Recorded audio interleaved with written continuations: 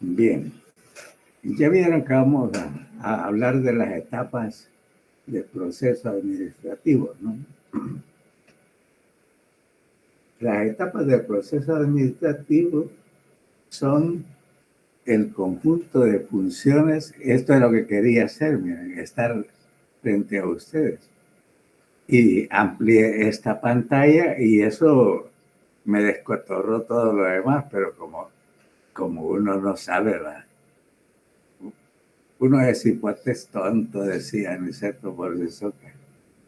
El conjunto de funciones que, ejecutadas de manera coordinada y continua al interior de una organización, propician el uso eficiente de sus recursos, favorecen una acertada toma de decisiones, impulsan la adaptación al cambio y facilitan el logro de los objetivos institucionales, entre otros beneficios. El despliegue de las etapas del proceso administrativo le permite a la organización dirigir sus esfuerzos tanto a las acciones del presente para asegurar su subsistencia inmediata y de corto plazo, como las del futuro, con el fin de garantizar el crecimiento de su operación y su sostén a mediano y largo plazo. Las etapas del proceso administrativo le permite a la organización dirigir sus esfuerzos tanto a las acciones del presente para asegurar su resistencia inmediata. Ya lo había leído, ¿eh? Las etapas del proceso administrativo son planeación, organización, dirección y control. Esto es, según Fayol, la planeación responde a la pregunta ¿qué hacer? Esto es muy probable que salga en el examen, chicos. Hablo de todas estas cosas. La organización, la que están en negrito, la organización dilucida, es decir, aclara cómo hacerlo. La dirección se encarga de que se haga. Vea que lleva signos de admiración, que se haga. Y el control resuelve cómo se hizo. En la práctica, la ejecución de las 4 etapas del proceso administrativo es lo que conforma el concepto de administración, ya que esta se trata de la planeación, la organización, la dirección y el control de los recursos de una organización con el fin de obtener el máximo beneficio posible, ya sea económico o social. Todas las etapas del proceso administrativo están interrelacionadas. La ejecución de cada una incide sobre las demás. Y si bien constituyen un ciclo, no son precisamente una sucesión de pasos. Aquí pueden ver ustedes, yo no sé qué tan claro lo vean, yo aquí lo veo bastante claro. Planeación, organización, dirección, control. Eso es como el orden en que se aparecen acá. Estas son las etapas del proceso administrativo. Bueno, cada una de las etapas del proceso administrativo tiene una relevancia particular. Aunadas constituyen el mecanismo por el cual la organización alcanza sus objetivos haciendo un uso eficiente de sus recursos. Planeación. La planeación es la etapa del proceso administrativo en la que se hace un esfuerzo por anticipar el escenario que se va a enfrentar y buscar busca marcar el destino y el rumbo de la organización. En la etapa de planeación se definen los objetivos. Se establecen estrategias para alcanzarlo y se desarrollan planes para integrar y coordinar las actividades. La planeación es necesaria porque todo organismo social se desarrolla, incluso el familiar, ¿verdad? Ustedes saben que un entorno familiar es un entorno social, ¿verdad? Se desarrolla en un medio que constantemente está experimentando cambios tecnológicos, económicos, políticos, sociales y culturales. De tal manera que esta etapa se constituye en el paso inicial en la búsqueda para aliviar la incomodidad que produce la incertidumbre. La incertidumbre es no tener certeza de cómo va a ir el proceso, ¿verdad? Entonces, el planear o el planificar, planeación es lo que yo prefiero. Reduce la incertidumbre causada por los cambios mencionados. Además, es importante porque fija las bases del control. Sin metas previamente establecidas, son imposibles la medición, la corrección y la mejora. Para Kunz y Rice, Kunz es un teórico de la teoría administrativa que creo que lo tienen en la bibliografía del programa, pero yo no encontré de Kunz nada reciente. Y yo quería que fuera lo más reciente posible.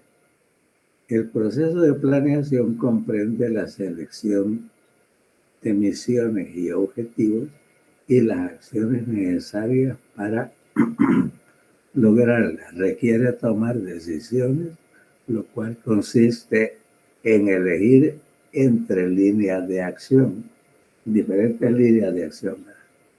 De este modo, los planes proporcionan un enfoque racional. Racional quiere decir que está razonado, ¿no?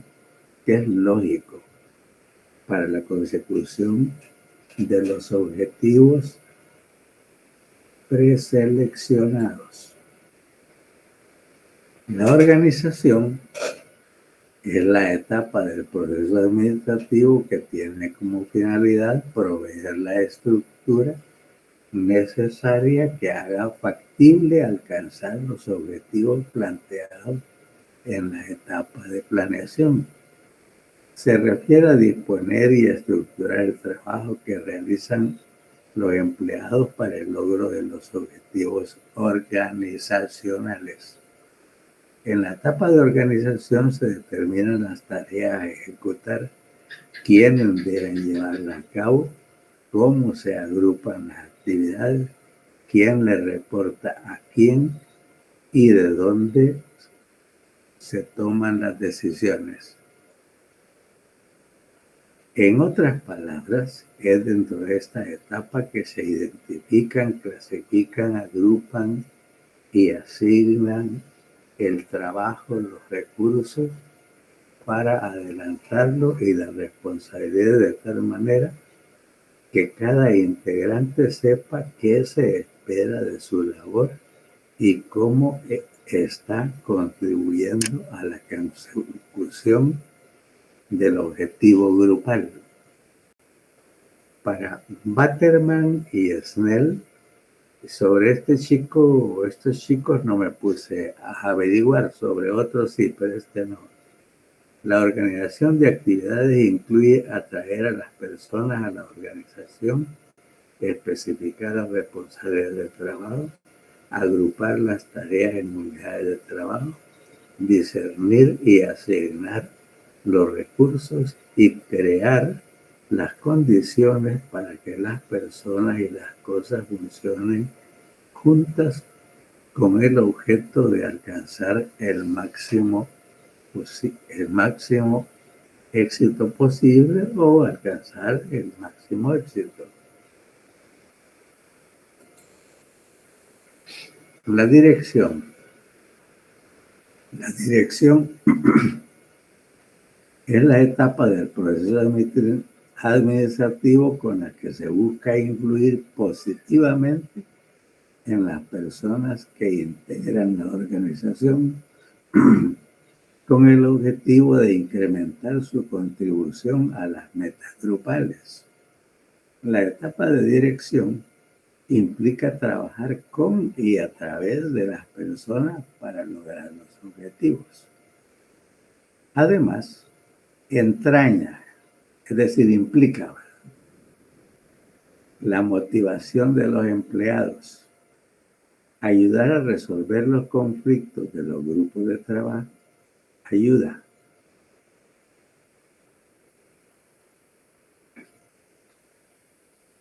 Bueno, ayudar, dice ahí, quizás habría sido mejor ayuda a resolver los conflictos de los grupos de trabajo. Influir, sin embargo, es tan infinitivos los verbos, ¿verdad?, en los individuos, porque ya van a ver que abajo dice que es copiado y pegado, ¿verdad?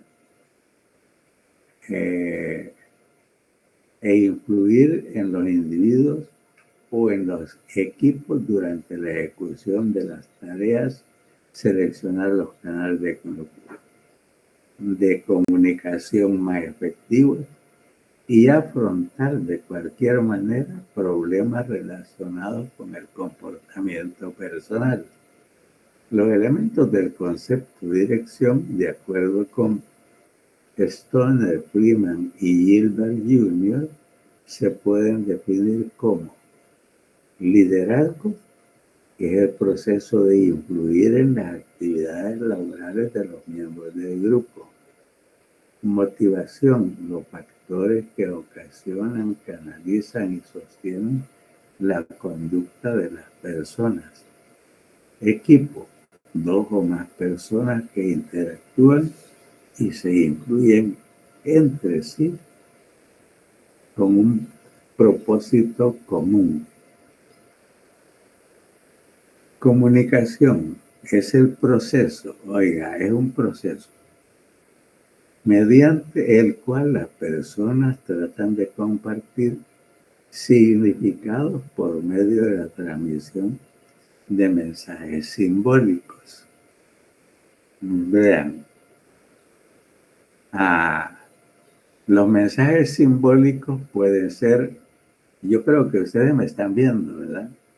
Como cuando uno entra a alguna parte hablando, ahí dicen un mensaje simbólico, ¿verdad? Que hay que guardar silencio, están grabando, están haciendo cualquier cosa. Bueno,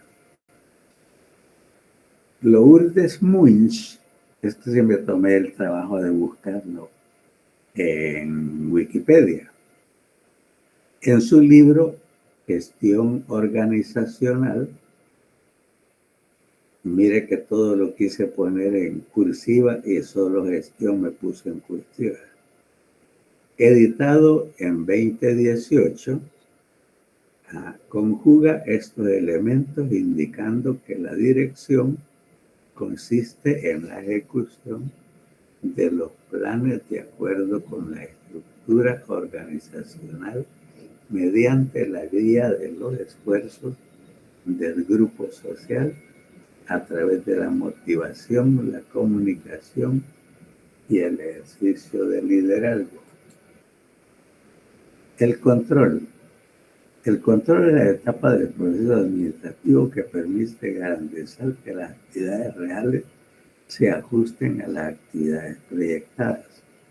Aunque una empresa cuente con magníficos planes, una estructura organizacional adecuada y una dirección eficiente, el ejecutivo no podrá verificar cuál es la situación real de la organización a menos que exista un mecanismo por el cual cerciorarse o verificar de que lo efectuado va de acuerdo con los objetivos.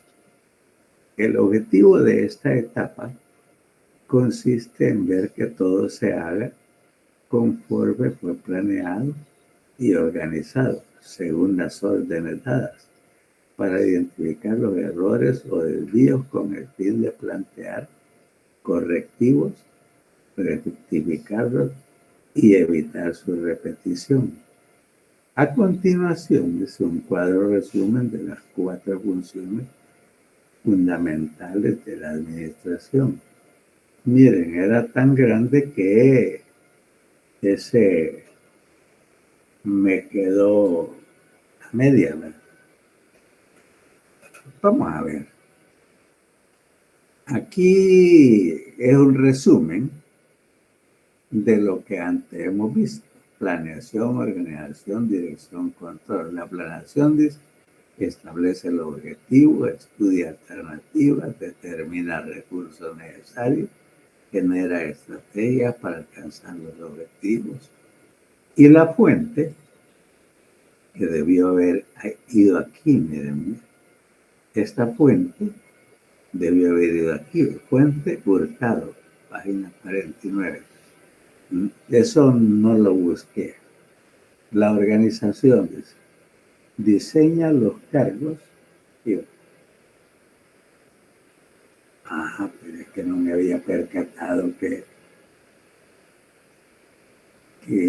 me sale acá, fíjense, y también me sale acá. Qué bueno, mire. Vamos a ver, es que no sé ni qué diablos he hecho, pero mire,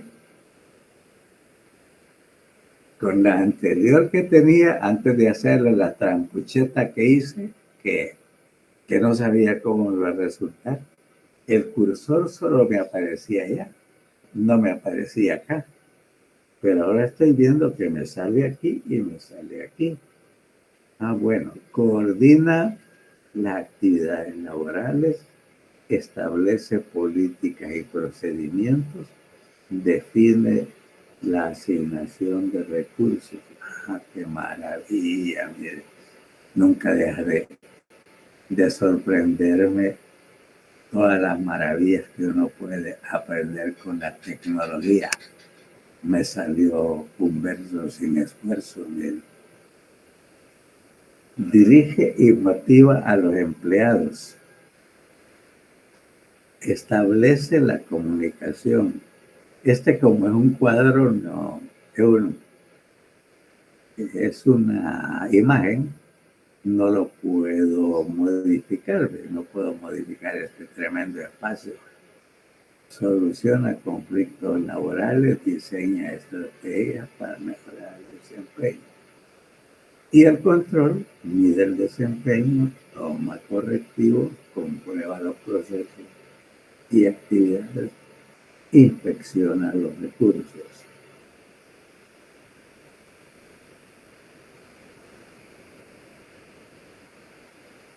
Otras etapas del proceso administrativo.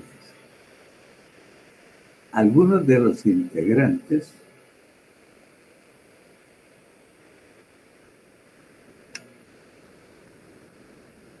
me perdí.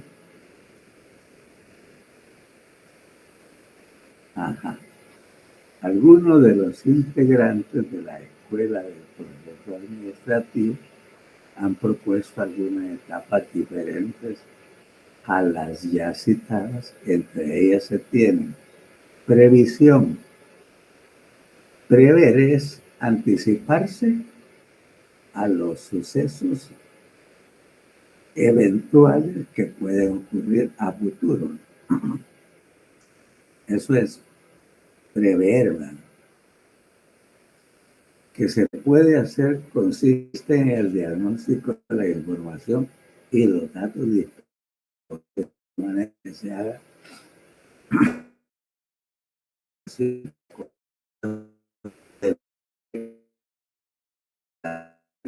se encuentra e incorpora dentro de la etapa de planeación.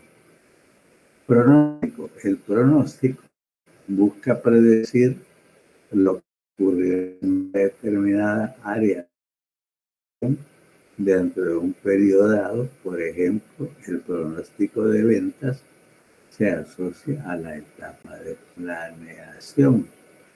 Presupuesto. El presupuesto actúa como una herramienta que, de manera anticipada, esquematiza, mide y pondera económicamente los resultados esperados por el planificado, inscrita en la etapa de planeación. Integración. Integrar con qué y quiénes se va a hacer consiste en seleccionar y obtener los recursos financieros, materiales, técnicos y humanos considerados como necesarios para el adecuado funcionamiento de un organismo social.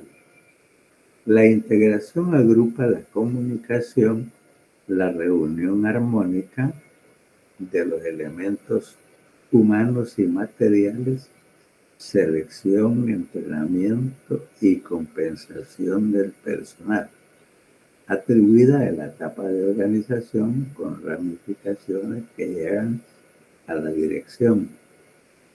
Liderazgo. El liderazgo se puede definir como la tentativa para orientar la motivación de otros individuos hacia la consecución de algunos objetivos hasta la etapa de dirección.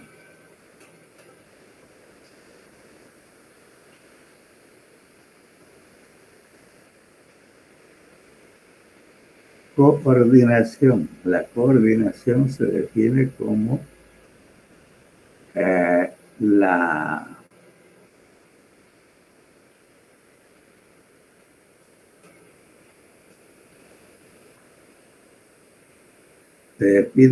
la reunión de esfuerzos encaminados al logro de los objetivos establecidos. De hecho, de ella depende la eficiencia de los diversos departamentos empresariales y se ubica en la fase dinámica del proceso, adscrita nominalmente a la etapa de organización, aunque se plantea como una actividad continua que atraviesa todas las etapas del proceso administrativo y sirve como el pegamento que las aglutina, es decir, que coordina, ¿no? Ejemplo de aplicación de las etapas del proceso administrativo. Se ilustra el caso de una papelería. Esto era bastante más amplio, fíjense, pero yo quise resumirlo. Se ilustra el caso de una papelería que quiere obtener mayores beneficios durante la próxima temporada de regreso a clases. En primer lugar, los administradores estarían en la etapa de planeación cuando realizan una previsión de ventas de la próxima temporada de regreso a clases. Vean,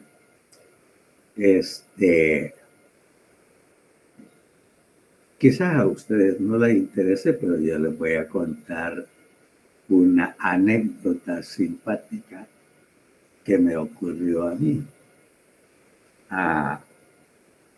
Cuando yo recién había egresado, pues 15 días después de haber terminado el servicio social, ya estaba trabajando en la Facultad de Medicina mediante un proceso de selección, porque se había renunciado una persona y necesitaban contratar a alguien que la sustituyera para iniciar el ciclo. Entonces,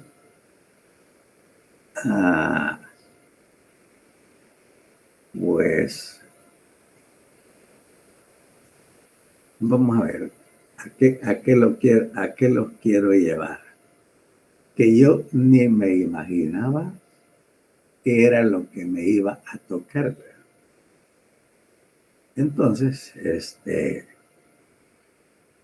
bueno, A las 2 semanas de haber llegado, me dijeron, Alberto, ¿se anima a dar una clase? Entonces nosotros entrábamos como instructores. Los instructores no daban clases los profesores. Los instructores no éramos guachimanes, ¿no? Entonces, vaya, pero yo dije que sí y me aventé. Bueno, en primer lugar, los administradores estarían en la etapa de planeación cuando realizan una previsión de ventas en la próxima temporada de regreso a clases. Al hacerlo, determinan que es posible generar beneficios, generar un beneficio adicional del 25% si mejoran sus márgenes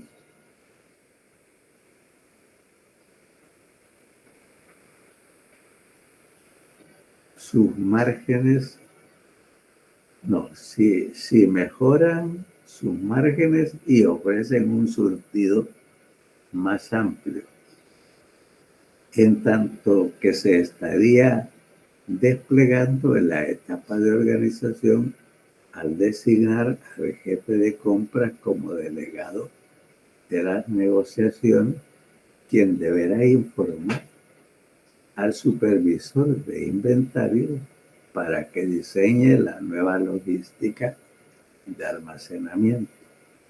Además, trabajarán con el encargado del merchandising. Yo entiendo que eso es mercadeo. En la determinación de la posible renovación de los estantes de la tienda que permita una mejor exposición a los clientes para así convertir el nuevo y más amplio surtido de mayores volúmenes de venta. Mientras que en la etapa de dirección se establecerían los canales de comunicación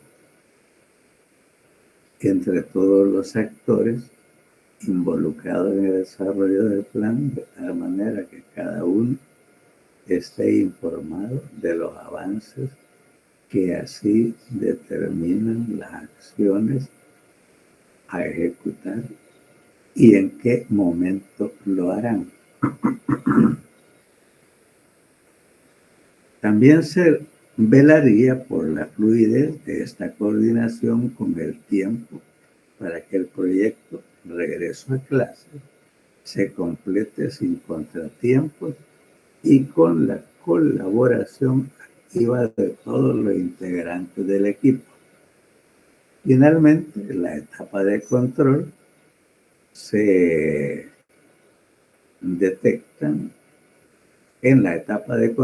detectan irregularidades y se plantean correctivos. Esto se lleva a cabo en todo momento, no únicamente al finalizar la temporada de clases. Por ejemplo, encontrando que se cuenta con equipos de cómputo e impresión subutilizados durante esta época del año. Así, al reportar este hallazgo, la dirección se continúa con las etapas del proceso administrativo, dando a pie a que se genere un nuevo plan. En este caso, para ofrecer los servicios de personalización y marcado de los productos empleados, empleando las impresoras y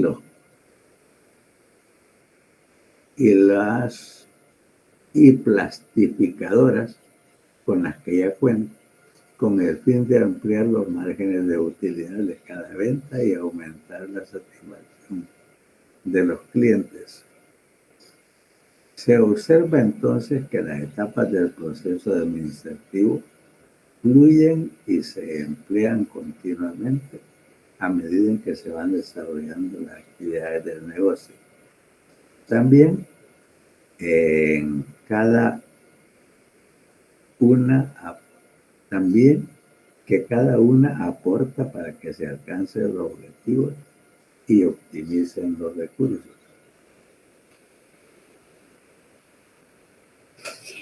Distinción entre fases y etapas. Vean, si ustedes se fijaron, la clase se llama Etapas del proceso administrativo.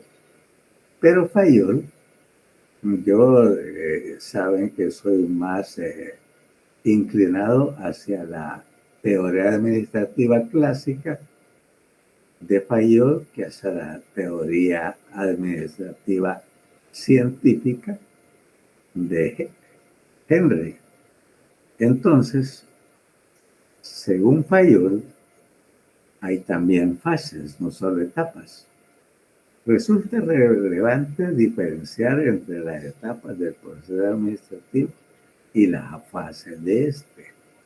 En primer término, como se ha mencionado, las etapas son 4: planeación, organización, dirección y control. Por su parte, las fases del proceso administrativo son 2. A saber, digo, ¿qué son? Podría ser mecánica o estructural y dinámica u operacional. 2. La fase mecánica está conformada por las etapas de planeación y organización. Es teórica. En ella se basa el accionar de la administración y establece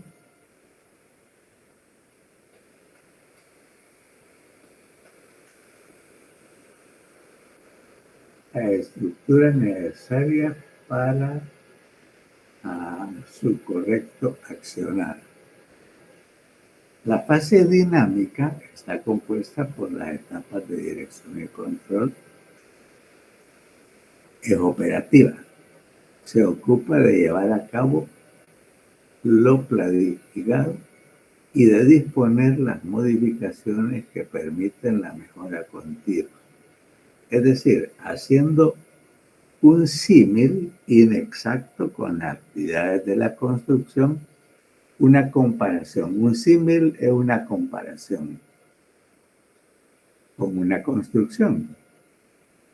La fase mecánica o estructural, constituida por la etapa de planeación y organización, estaría a cargo del diseño de los planos, lo que llamamos el arquitecto, ¿verdad?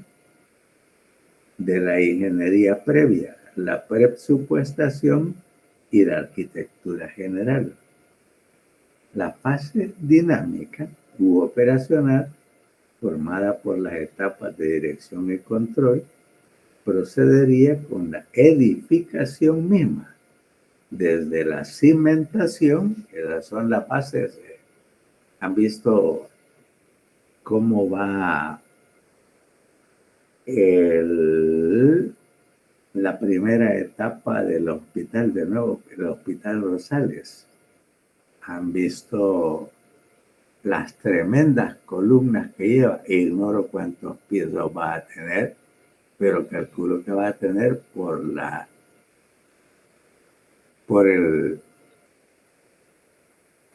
el ancho, dijéramos. Pues, usualmente son cuadradas, ¿verdad? De las columnas, parecería ser que va a ser un edificio de 4 o 5 pisos. Nada que ver con el Hospital Rosales que ustedes están yendo a su práctica ahora, ¿va? Nada que ver, ¿va? Miren, a ustedes que ya no les interesa, pues yo les voy a contar.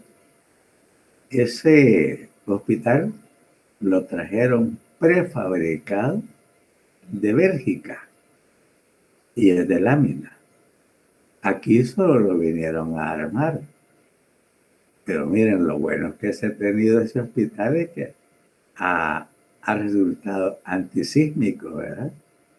A ese no le ha pasado nada. Miren que el hospital Bloom se dañó mucho con el terremoto del 86.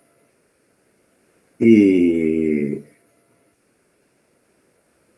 el hospital de maternidad igual, ¿verdad? Bueno, entonces lo que quiere decir es que no tenía buenas bases, no tenía buenos cimientos.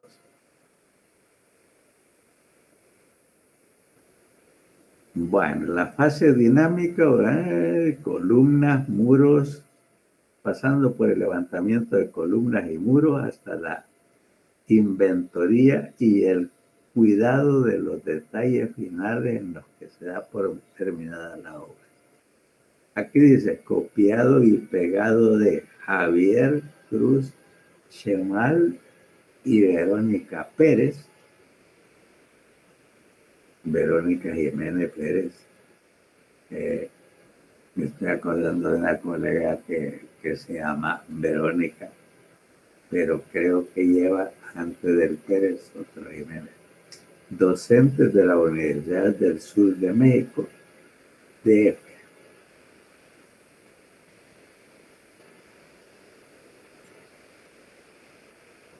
El fayolismo.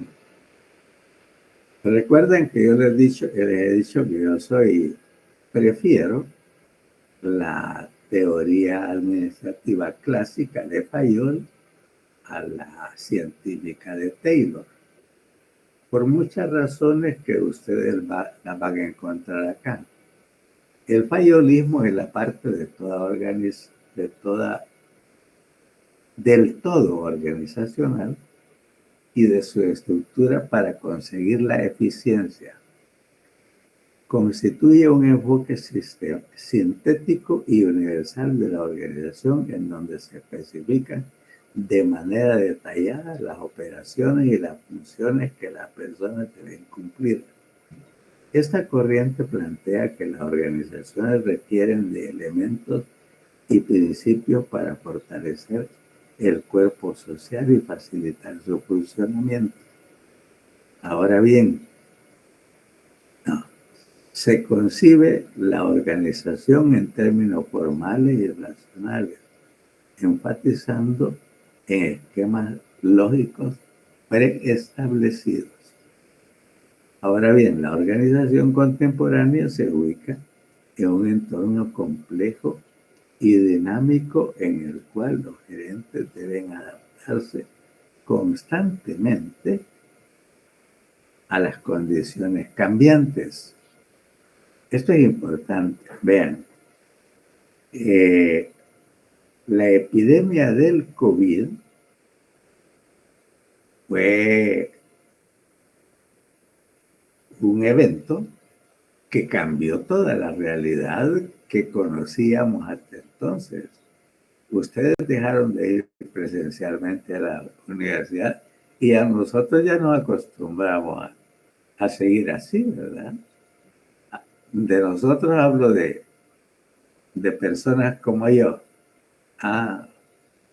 No, a los de química clínica ya les estuvo dando clase un colega que se lo llevó a dar presencialmente al colegio de profesionales en laboratorio clínico. Maravilla, ¿verdad? Pero yo me siento mucho más cómodo hacerlo desde acá. Bueno.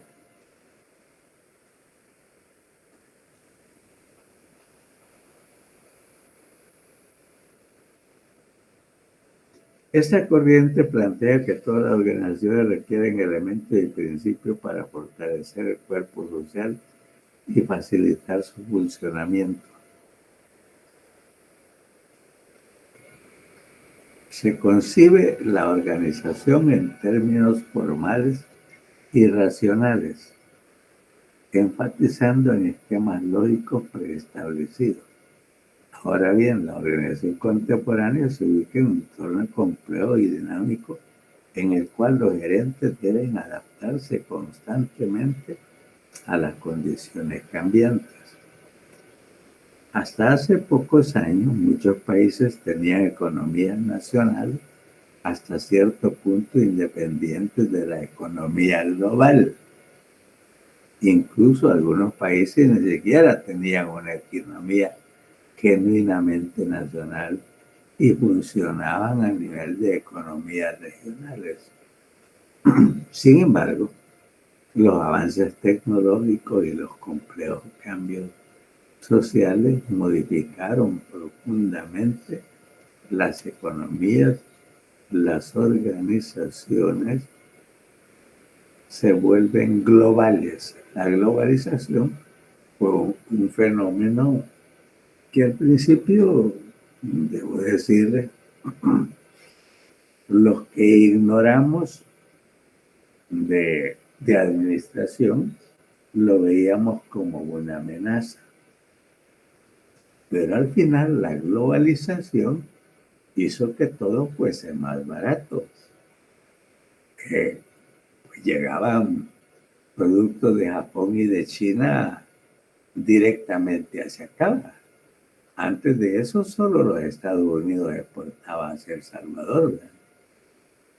Con la globalización, pues miren, ustedes vean el nuevo, no, el centro histórico se está llenando de tiendas de chinitos, además de la biblioteca que la donaron los chinos, ¿verdad? Y ellos la diseñaron, ellos la construyeron y es una maravilla. Yo les recomiendo que si den un tiempecito en esta vacación para ir a conocer esa biblioteca, que es una maravilla de biblioteca. Y por si se les antoja, en el séptimo piso, el último, hay un restaurante de comida francesa. Entonces, no es precisamente barato, pero tampoco es caro, ¿verdad? Un panini, pues, $14, ¿verdad? Y para italiano es italiano, no francés, italiano. El panini es italiano. Pero la maravilla es la pinacoteca que tiene esa biblioteca. Bueno, ya me perdí, pero como ahí he dejado el cursor, ¿verdad? Las presiones competitivas y económicas se intensifican y las organizaciones de hoy se ven obligadas a enfrentar los desafíos que conllevan la actividad de sus competidores de todo el planeta.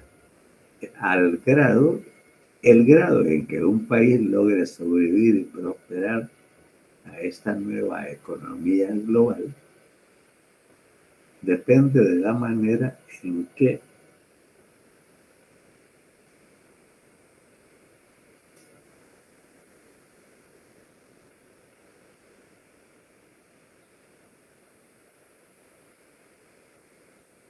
logra sobrevivir y proteger en esta nueva economía. Depende de tal manera en que sus funciones, sus organizaciones públicas y privadas, ahí hizo falta algo que es, supongo yo, sigan mejorando, ¿no? Bueno, el bienestar y el progreso de toda sociedad en el producto de una organización, son el producto de su organización, pues estas proporcionan los empleos, los productos, los servicios necesarios para enfrentar los desafíos del nuevo siglo. Este es un copiado y pegado también de un trabajo muy reciente, ¿no? Que el nuevo siglo, están hablando del siglo XXI. A la luz de las nuevas realidades se hace necesario preguntarse sobre la vigencia de Fayol. Surgen pues algunas interrogantes sobre la aplicabilidad de tal enfoque en el contexto competitivo. Consideraciones generales. A comienzos del siglo XX, los autores de la teoría clásica de la administración afirmaban unánimemente que la administración debe estudiarse y tratarse de modo científico. Es decir, el empirismo y la improvisación deben reemplazarse por técnicas científicas. Se pretendía, pues, el desarrollo de esta ciencia. Henry Fayol suele ser recordado como el fundador de la escuela clásica de la administración y es considerado el verdadero padre de la teoría administrativa moderna. Este autor advirtió la inmensa necesidad de crear una doctrina, es decir, un conjunto de principios y enseñanzas administrativas. La teoría de Fayol tuvo éxito tanto en la industria como en otros campos. Fayol sostenía que cualquier teoría válida de la administración no puede limitarse solamente a los negocios, sino que debe ser igualmente aplicable a todas las formas de esfuerzo humano. Por otra parte, la organización contemporánea requiere de estrategias que le permitan participar con efectividad en el espacio global. En las últimas décadas ha surgido toda una variedad de enfoques para el análisis organizacional y administrativo. Así, explorar otro horizonte en donde la teoría de Fayol sea confrontada con otros enfoques nos conducirá hacia una concepción de la administración y de la organización quizás más adaptada a las circunstancias actuales. Esto último constituye la principal motivación para profundizar en la temática. El fayolismo, es decir, de Fayol, ¿verdad? 1971, plantea que es posible enseñar la administración en vez de que se conozcan sus principios, se formula una teoría general. Conforme a lo anterior, Fayol define 5 elementos básicos: planificación, organización, dirección, coordinación y control, y se expresó sobre cada uno de ellos de la siguiente manera.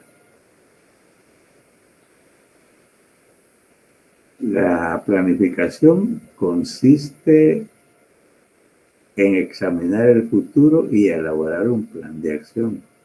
La organización consiste en construir una estructura dual, material y humana. Es decir, no solo lo material del proceso administrativo, sino que lo humano del proceso administrativo. Esto implica a las personas que conforman la organización. Con esto se diferencia mucho de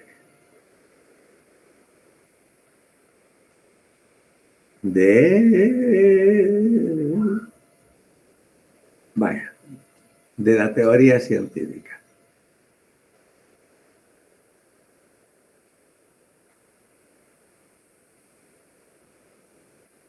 La dirección consiste en el mantenimiento de la actividad entre el personal de la organización. El personal debe ser motivado y estimulado. La coordinación consiste en la cohesión, integración y armonía de toda la actividad y el esfuerzo. El control consiste en constatar que todo haya sido efectuado en conformidad con el plan establecido. La teoría de Fayol fue una significativa contribución al pensamiento administrativo burgués porque presenta para el desarrollo de la administración los siguientes aspectos. Concepto de la universalidad de la administración. La primera teoría de la administración completa que podría aplicarse a todos los esfuerzos y grupos. La necesidad de enseñar administración en escuelas y universidades. Para la época, inicio del siglo XX, no había una teoría completa de administración que fuera aceptable en los círculos académicos. Por ello, Fayol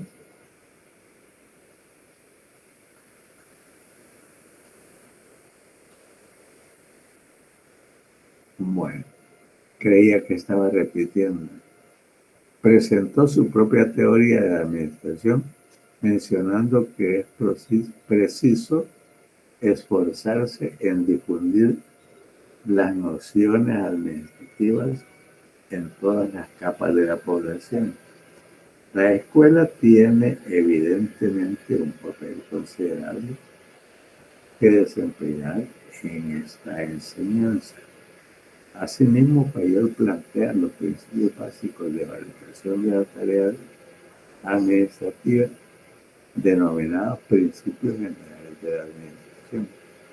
Sin estos principios, la función administrativa no tendría guía y se encontraría a la deriva. Cabe destacar que Fayol se cuidó de utilizar términos como normas o reglas de la administración. Empleó con preferencia la palabra principios en lugar de normas y reglas. Vamos a ver. Las reglas se entienden como rígidas, inflexibles, ¿verdad? Pero los principios son más flexibles, desincorporando toda idea de rigidez.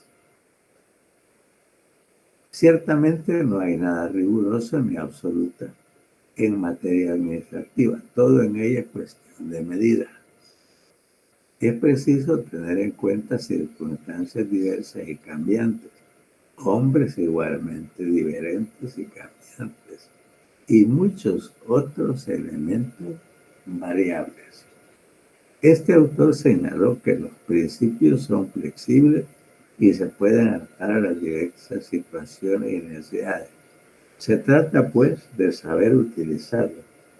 A continuación se presentan de manera general los principios de la administración de Fayol.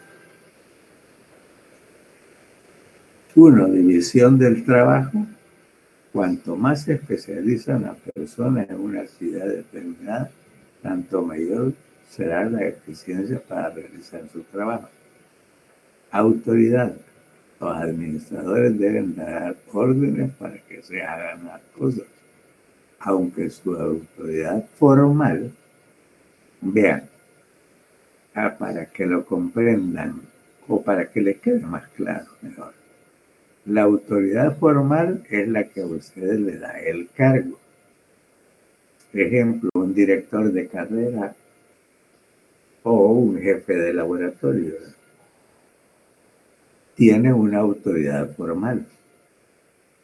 Es decir, él es el que da la dirección, ¿verdad? El que dirige.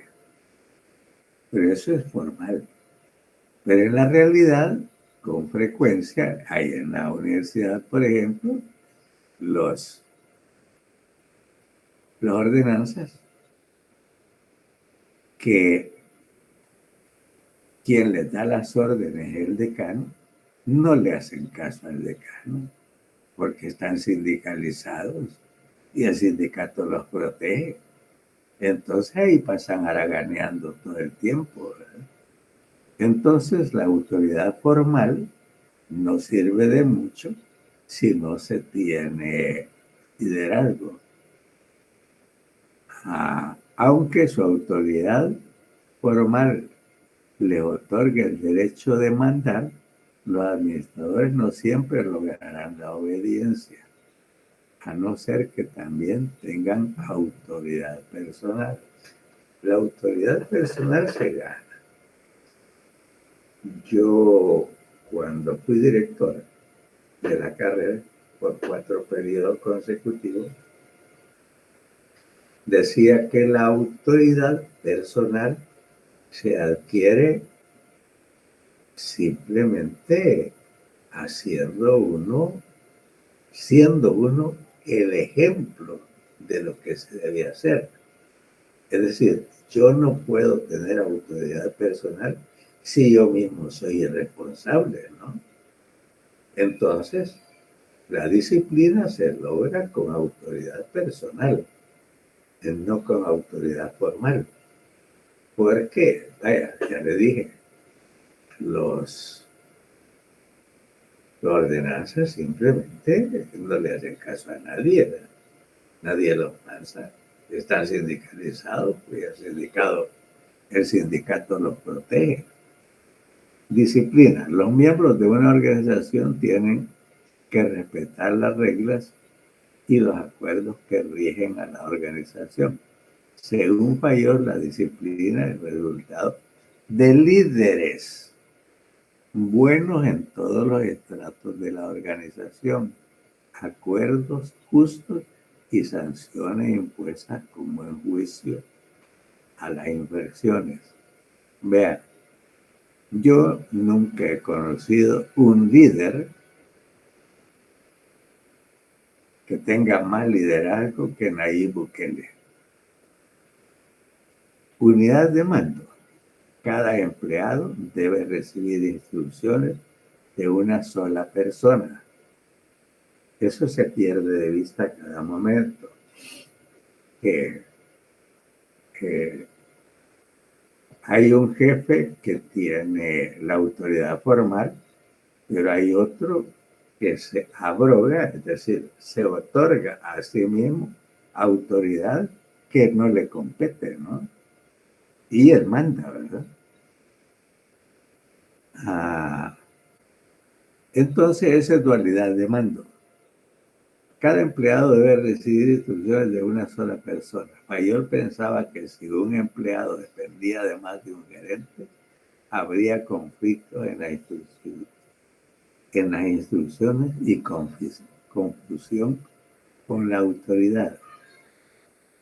Unidad de dirección. Las operaciones de la organización con un mismo objetivo deben ser dirigidas por un solo gerente y con un solo plan. Por ejemplo, el departamento de personal de una empresa no debe tener 2 directores, cada uno con una política diferente de contratación.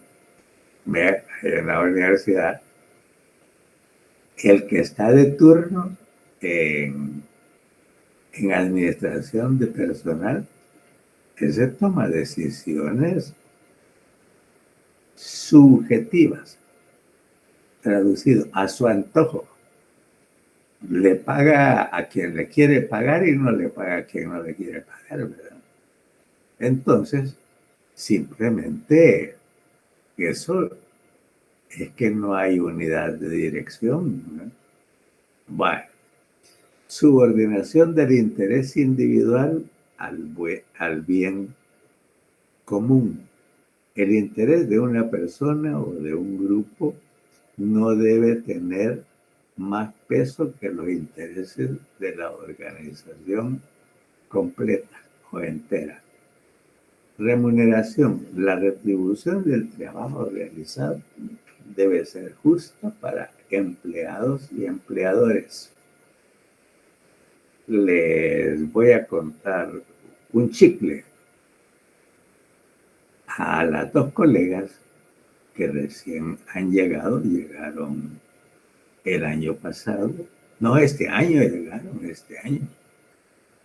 pues las querían contratar como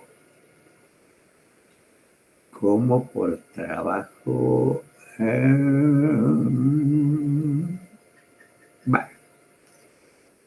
le llaman, es un contrato o es una forma de empleo en el que le pagan solo 4 meses, es decir, el ciclo.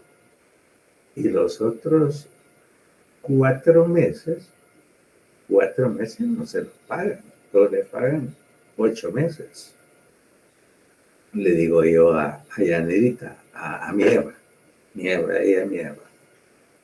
Yanni le digo, usted tiene poder aquí, tiene una junta directiva que la apoya. Consiga que a las colegas que van a venir les pague los 12 meses y desde el primer día que ellas entraron a trabajar. Lo consiguió.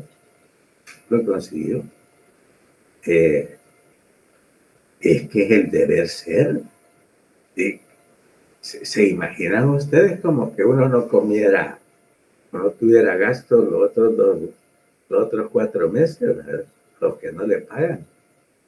Entonces le dije, no es justo que no les paguen eso.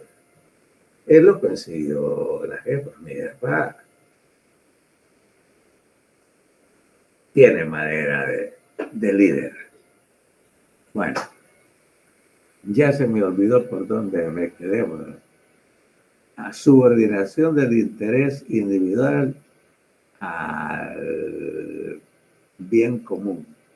El interés de una persona o de un grupo no debe tener más peso que los intereses de la organización entera.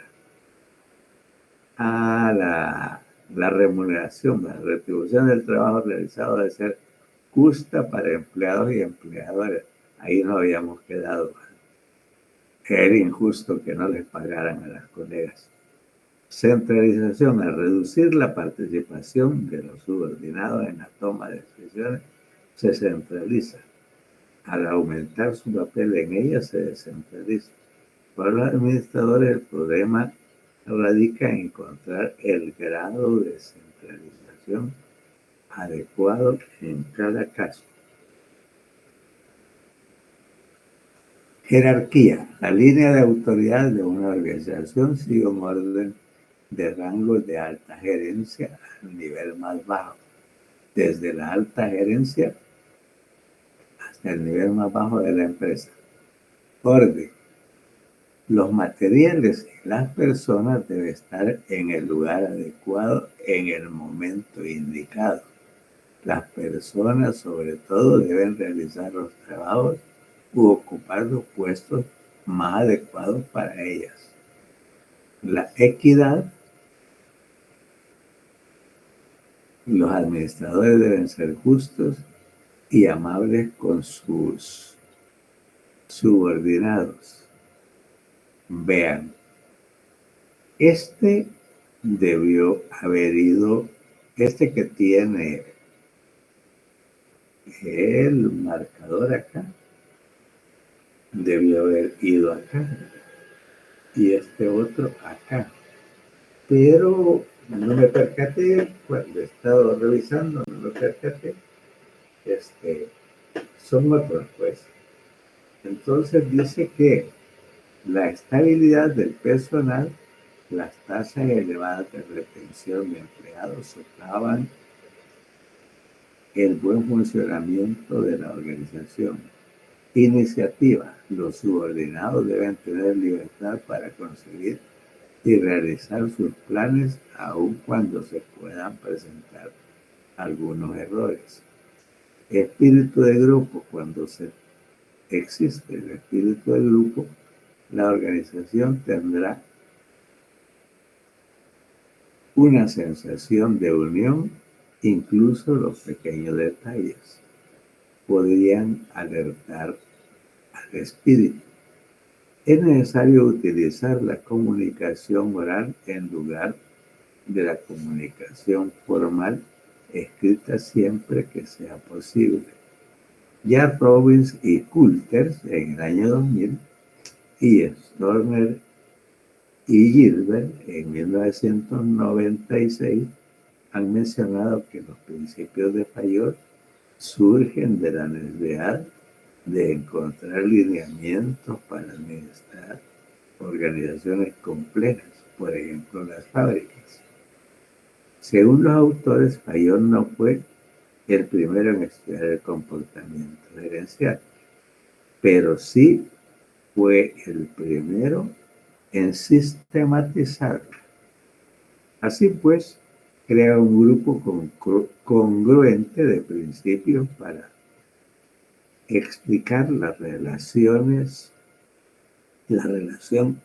entre los diversos hechos propios de la administración. Fayol escribió en la misma época que Frederick Taylor, considerado este último el padre de la administración científica, pero en mi opinión es más cientificista Fayol que Taylor. Aunque difieren en cuanto a enfoque, Fayol y Taylor consideran que la administración debe rebasar el nivel total empírico para convertirse en ciencia. En la figura se observa que Taylor se ocupó de la administración en el nivel del taller o de la parte manufacturera de la pirámide organizacional. Fayol planteó que la administración era una actividad común a toda la organización, ya sea una empresa industrial, el gobierno o el ejército. Fayol creía que el conocimiento general de la administración beneficiaría a todos los países y por lo tanto debería enseñarse en escuelas y universidades. Además, subrayó que las organizaciones requieren de cierto grado de planificación, organización y dirección. Estos son los principios de Fayol, por las etapas de la administración de Fayol. Estos competen a la gerencia, ¿no? Planificación, organización, dirección, coordinación y control. Taylor, por el contrario, se refería más a los obreros. Recuerden que él es el que propuso la medición de los tiempos y movimientos, porque a Taylor, estadounidense, tenía que ser, ¿no? Lo que le interesaba era que esos bueyes trabajaran rápido, ¿no? Había que medirles el tiempo. Bueno. Asimismo, se puede observar que Fayol concentró su atención en las actividades de la gerencia. En referencia a esto último, Fayol veía la administración como una teoría enseñable, la cual trataba básicamente de planificación, organización, dirección, coordinación y control. En referencia a este último, Fayol veía la administración como una teoría enseñable, la cual trataba básicamente, lo tenemos en otro lado, ¿verdad? En organización, dirección, coordinación y control. La organización contemporánea, como Kunz y Welby, Robin y Coulter en el año 2000 y Kunz en el 99, expresan que en el contexto competitivo actual, la administración es una de las actividades humanas más importantes. Cada organización requiere tomar decisiones, coordinar múltiples actividades, dirigir personas, evaluar el desempeño, conseguir y asignar diferentes recursos y otras. Se observa entonces que la administración debe cumplir una serie de responsabilidades que le exigirán en un entorno cambiante mayores conocimientos y a adoptar posiciones y enfoques nuevos de acuerdo a las diferentes situaciones. Ser gerente en la organización de hoy implica tomar el rol de agente de cambio y de transformación de la organización, conduciéndola por nuevos rumbos, nuevos procesos y nuevas tecnologías. Se requiere, por tanto, de nuevas y actualizadas prácticas administrativas con el fin de poder hacer frente a los aspectos como la globalización, la tecnología y los complejos cambios sociales, entre otros, que representan un desafío importante para la organización contemporánea. Cejas y Jacome tampoco averigüé quiénes eran. En el 2006 señalan que las organizaciones actuales requieren ponerse a tono con los cambios vertiginosos que hoy se presentan en la humanidad. Ciertamente, como consecuencia del desarrollo social, va surgiendo nuevos resultados, nuevas realidades, van surgiendo nuevas realidades y nuevas formas de pensamiento. Las estrategias que fueron adecuadas para satisfacer necesidades y resolver problemas en un determinado momento están probando no serlo en las circunstancias actuales. Las organizaciones contemporáneas deben interpretar los datos provenientes del entorno de manera cuidadosa para tomar decisiones adecuadas y oportunas si desean perdurar en el tiempo. Así, el nivel de competencia y la globalización hacen que las empresas muy exitosas hace años hoy hayan perdido competitividad. Además, la premura de las mejoras y los niveles de cambio requeridos no permiten en muchos casos el uso de técnicas clásicas. Y es que en una época de incertidumbre y trastornos como tal, el cambio es una norma. Todo cambia, dice la Mercedita Socia. Toda la realidad, todo el entorno está cambiando en todo momento. El resto de las organizaciones en el siglo XXI es el reto de la organización en el siglo XXI es administrar el cambio y la diversidad en un ambiente competitivo y de incertidumbre. El rol de gerente contemporáneo es ayudar a la organización con comprender y enfrentar el cambio. Sin lugar a dudas, para enfrentarse con éxito a un ambiente en rápida transformación, es necesario que los gerentes no teman a los cambios. Vea, medio mundo se opone a los cambios porque lo ven siempre como amenaza. Yo no entiendo por qué. Vaya, eso, por ejemplo, de que hemos pasado de la presencialidad de las clases a la virtualidad de las clases, sí puso en problemas a mucha gente. Vean, muchos profesores de la Facultad de Medicina renunciaron porque no se podían manejar con la tecnología, ¿verdad? Pues yo afortunadamente, no sé, le he contado, tengo un hijo que es ingeniero en administración de sistemas y redes y pues él me ha ayudado mucho con todo esto.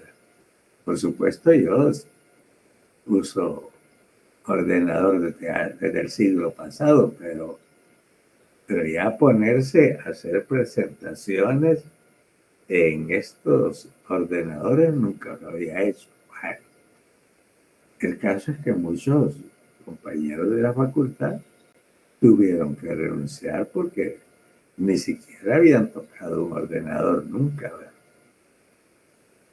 Ah,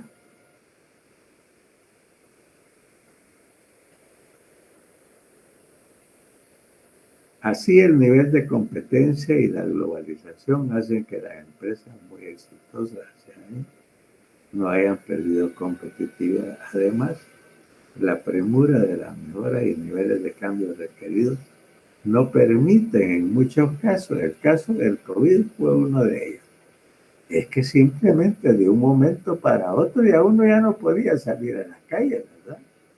Ya no podía tener relaciones sociales tan abiertamente como las tenía antes. Eso nos cambió toda la realidad. El reto de la organización del siglo XX es administrar el cambio y la diversidad en un ambiente XXI, es administrar el cambio y la diversidad en un ambiente competitivo y de incertidumbre.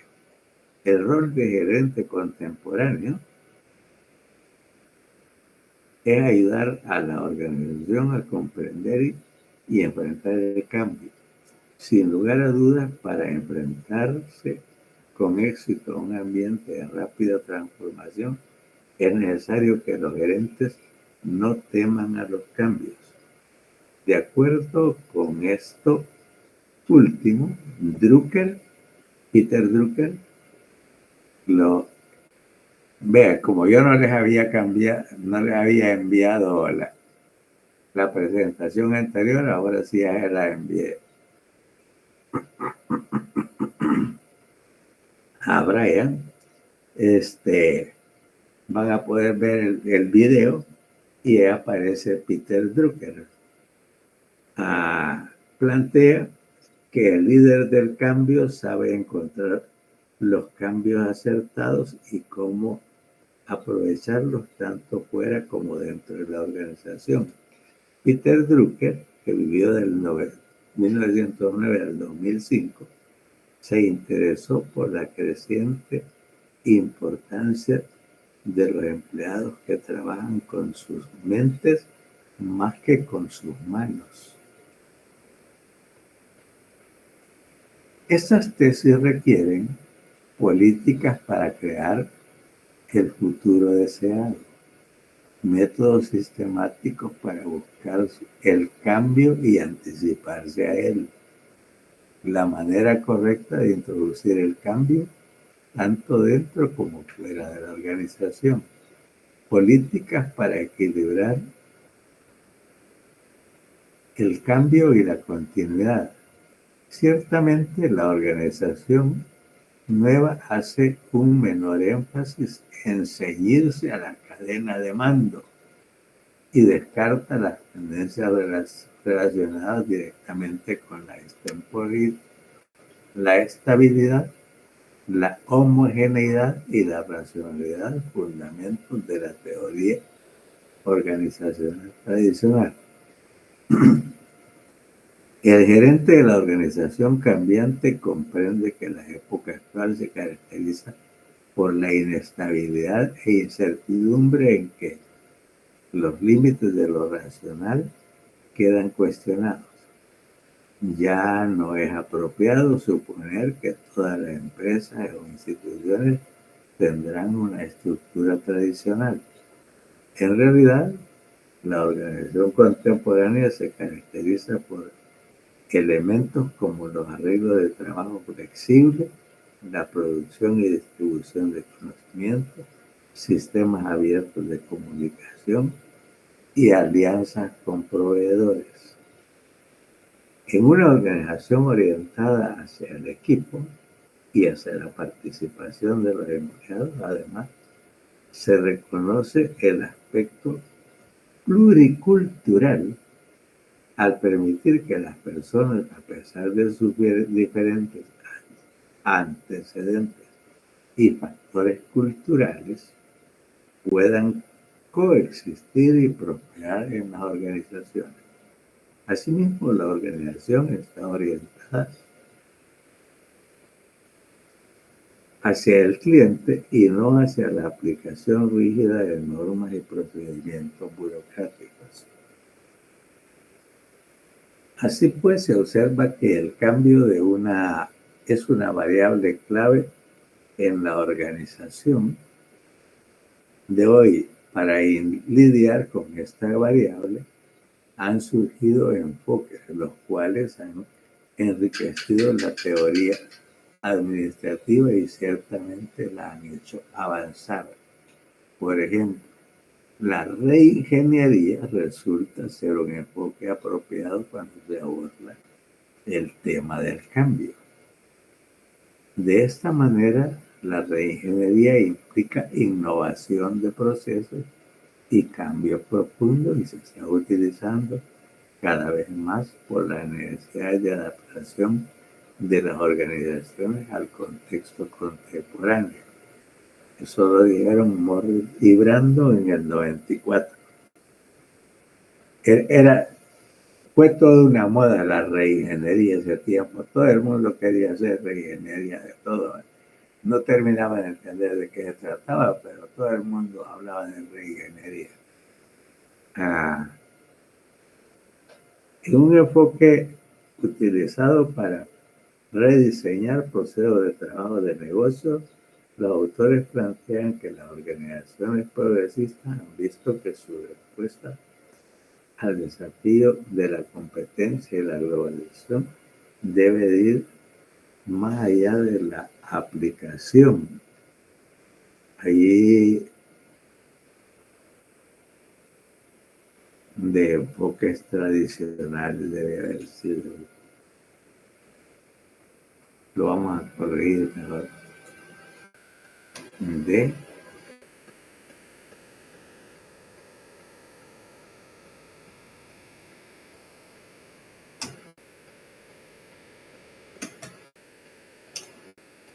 enfoques tradicionales.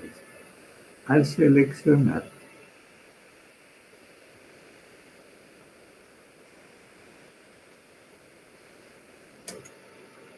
miren que lo he revisado un montón de veces.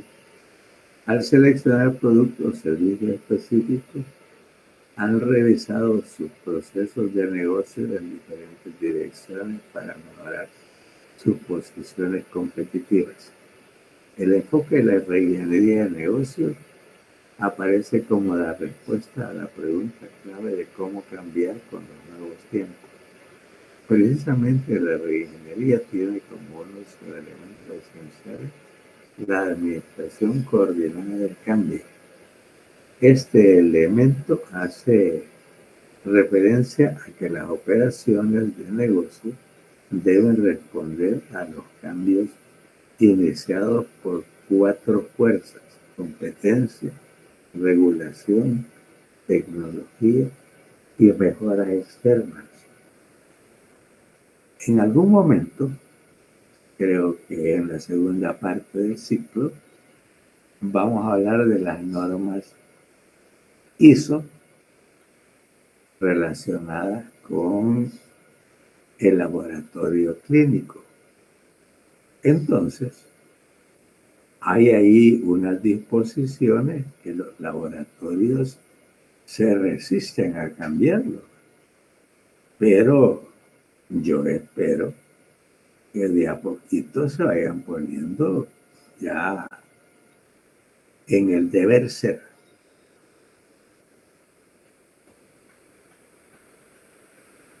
Precisamente tiene como esencial de la administración correcta. Este esfuerzo hace referencia a las operaciones de negocio que deben responder a los cambios iniciados por 4 fuerzas: competencia, regulación, tecnología y mejora externa. Para una mejor reacción ante el cambio, una operación debe ser flexible y estar diseñada para modificaciones sobre la marcha. Asimismo, se presenta otro elemento esencial como lo que es continuar el cambio.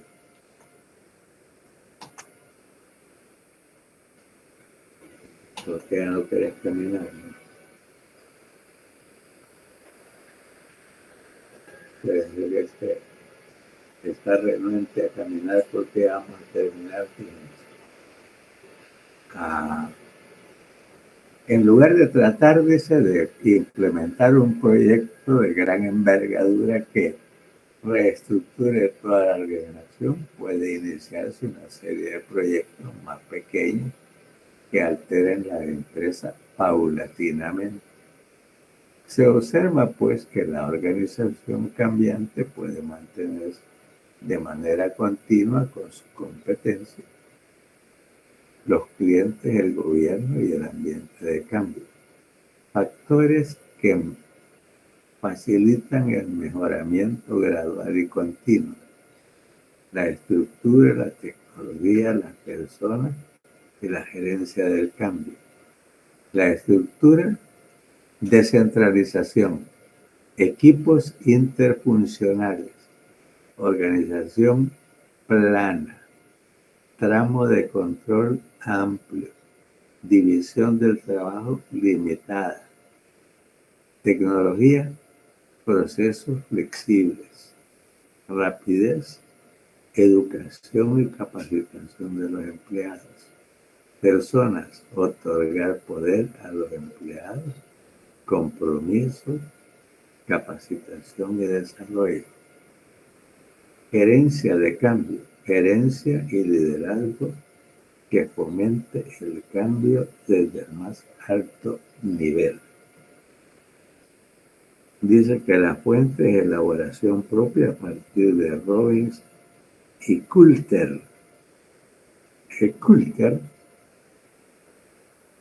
son los fabricantes de equipos médicos.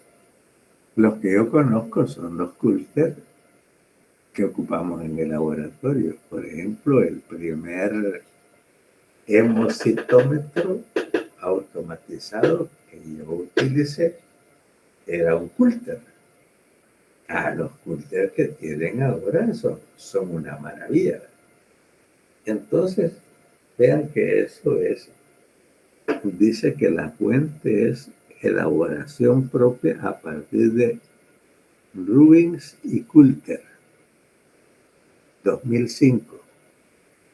Copiado y pegado de Espinosa Sotomayor, Roberto Espinosa Sotomayor, de la Universidad de los Andes, Mérida, Venezuela, del 2009.